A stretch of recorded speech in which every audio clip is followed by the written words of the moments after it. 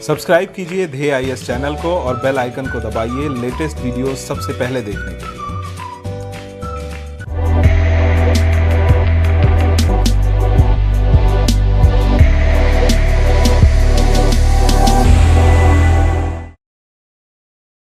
बीते दिनों 27 मार्च को भारत ने मिशन शक्ति के जरिए अंतरिक्ष में अपनी युद्ध क्षमता को साबित किया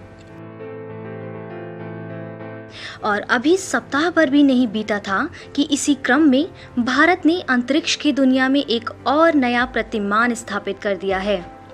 भारत ने इलेक्ट्रॉनिक इंटेलिजेंस सैटेलाइट यानी एमीसैट को सन सिंक्रोनस पोलर ऑर्बिट में सफलतापूर्वक प्रक्षेपित कर लिया है। डीएनएस में आज हम आपको बताएंगे कि एमीसैट क्या है और साथ ही इसके दूसरे पहलुओं को भी समझने की कोशिश करेंगे। दरअसल एमीसैट का पूरा नाम इलेक्ट्रॉनिक इंटेलिजेंस सैटेलाइट है। इसे इसरो और डीआरडीओ ने मिलकर बनाया है। इसरो ने इस उपग्रह को PSLV C-45 लॉन्च व्हीकल की मदद से श्रीहरिकोटा के सतीश धवन स्पेस सेंटर से लॉन्च किया। PSLV रॉकेट ने सुबह 9:27 पर उड़ान भरी और 17 मिनट के बाद 9:44 पर इसे कक्षा में स्थापित कर दिया गया। इस मिशन में एमीसैट के साथ साथ दूसरे देशों के 28 उपग्रहों को भी भेजा गया है, जिसमें अमेरिका के 24, लिथुआनिया के 2, स्पेन और स्विट्जरलैंड के एक उपग्रह शामिल हैं। एमीसैट का वजन 436 किलोग्राम है और एमीसैट के अलावा लॉन्च होने वाले दूसरे देशों के 28 उपग्रहों का वजन 220 किलोग्राम है।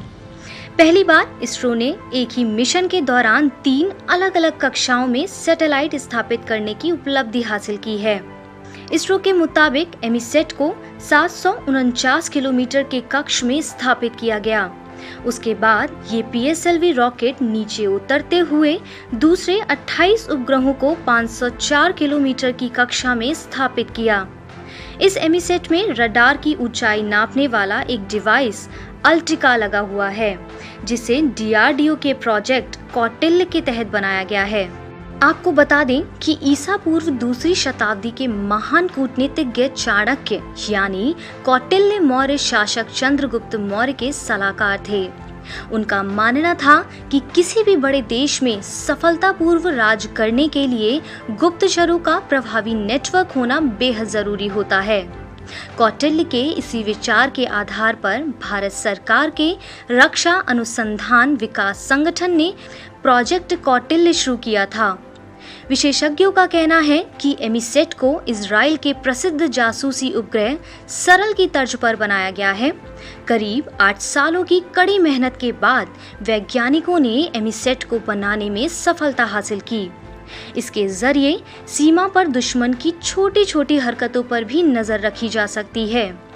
इसमें जमीन पर संचार प्रणालियों, रडार और अन्य इलेक्ट्रॉनिक उपकरणों से निकले सिग्नल को डिटेक्ट करने की क्षमता है। यानी इस सैटेलाइट से सुरक्षा एजेंसियों को यह पता लगाने में मदद मिलेगी कि किस क्षेत्र में कितने मोबाइल फोन और दूसरे संचार उपकरण सक्रिय हैं। जासूसी उपग्रह एमीसैट जमीन पर स्थित बर्फीली घाटियों, बारिश, तटीय इलाकों, जंगल और समुद्र की लहरों को बहुत आसानी से नाप सकता है। इसके अलावा एमीसैट के जरिए दुश्मन देशों के रडार सिस्टम पर नजर रखने के साथ ही उनकी लोकेशन को भी आसानी से ट्रैक किया जा सकता है। साथ ही इस सैटेलाइट की मदद से सीमा पर इलेक्ट्रॉनिक या किसी भी तरह की मानवीय गतिविधि पर भी आसानी से नजर रखी जा सकती है।